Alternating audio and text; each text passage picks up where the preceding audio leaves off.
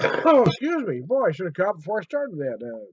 Didn't think I needed to. Then I did as soon as I hit the record button. How the heck are you? So, hey, I am Tom the Beer Whisperer. How the heck are you? I have a Bell's Hop Slam.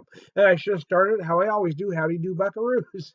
So, anyway, I haven't had a Hop Slam in a while. I didn't get to try it the last couple years due to circumstances.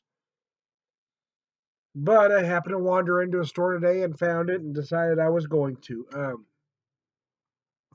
10%. They don't mention the IBUs on their website. They do say it uses a massive addition of Simcoe hops.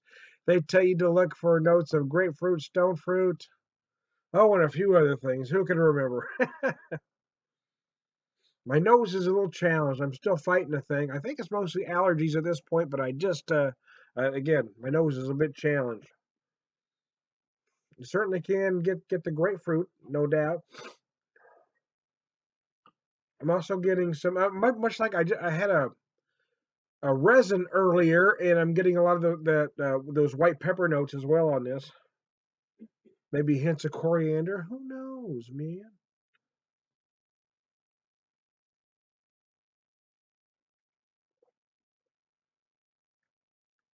This one, oh wow, that's nice. This one uses honey, which allows you to keep the body thin, keep the alcohol content up.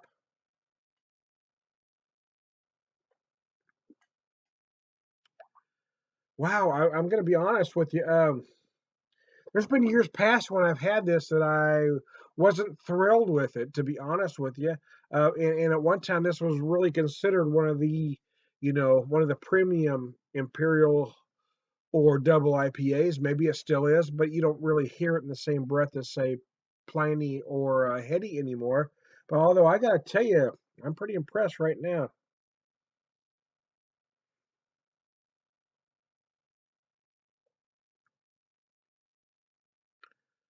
Yeah, there's something else here that I'm really digging. I gotta tell you, I've kind of been hard on this beer a couple times. That I thought I just kind of didn't live up to the hype.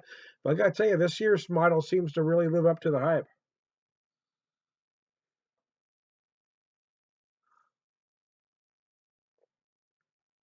I'm certainly finding some stone fruit in this thing.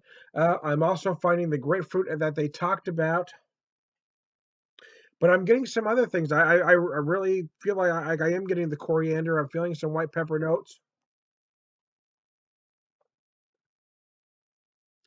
I think a lot of double and imperial IPAs these days lack balance. You know that there's a certain market of folks that want everything just bitter beyond belief.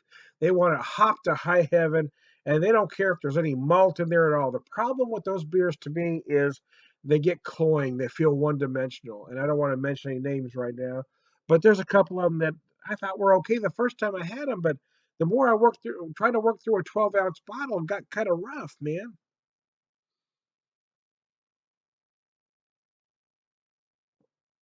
And I liken it to overspiced food. You ever go out to a restaurant and you order something, you taste it, and the first two bites are just fantastic. But by the time you get to the last three, four bites, you're thinking, all I can taste is a damn spice. And I think that's what a lot of double and imperial IPAs are doing these days. They're overspicing the beer, which is basically what hops is. Hops are the spice to the malt. And if you take too much malt out, all you got is a whole grunt load of spice and it ruins the beer. I'm using my White River sampler here. I'm going to pour me a little more, if you will indulge me a minute. Now, I got to tell you, yeah, I have had this before, um, but it's been probably, I said a couple years at first, but now, to be honest with you, it's probably been closer to 3 or 4 since I've had this. And I got to tell you, uh, maybe maybe it's one of those things. Maybe absence does make the heart grow fonder. I don't know, but I'm really enjoying this one more than I have had in the past. The very first time I had this, I really enjoyed it, but the last couple times I had it up until my 3 to 4 year absence, I didn't enjoy it as much. But now I've been really enjoying it again. So it could be absence makes the heart grow fonder. I don't know. Who knows what? I don't know what they did different.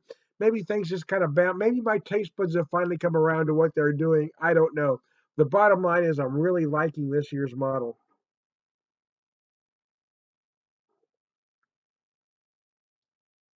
See, right there, I just got something different I didn't get the first time. I'm getting a lot of stone fruit in there for sure. Right there, I just felt a whole lot of tangerine zest.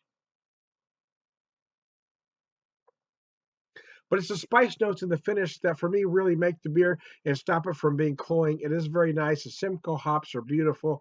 I think too many people these days are relying on Citra and or what's the other one? Mosaic, Citra and Mosaic. And not that I dislike those hops, I really like them. But once everybody does it, I mean, everybody's done it. How about we try being original? At one time, everybody was using Cascades, and everybody was using Amarillos, and everybody's using Citra and Mosaic, and now everything tastes the damn same. Uh, Bell's Hop Slam. I'm really digging it this year. Thanks, Bells. In my opinion, this year's model is not overhyped, and maybe I don't know if you've changed anything. Maybe my taste buds finally caught up to you. Who knows what? But I'm really digging this one.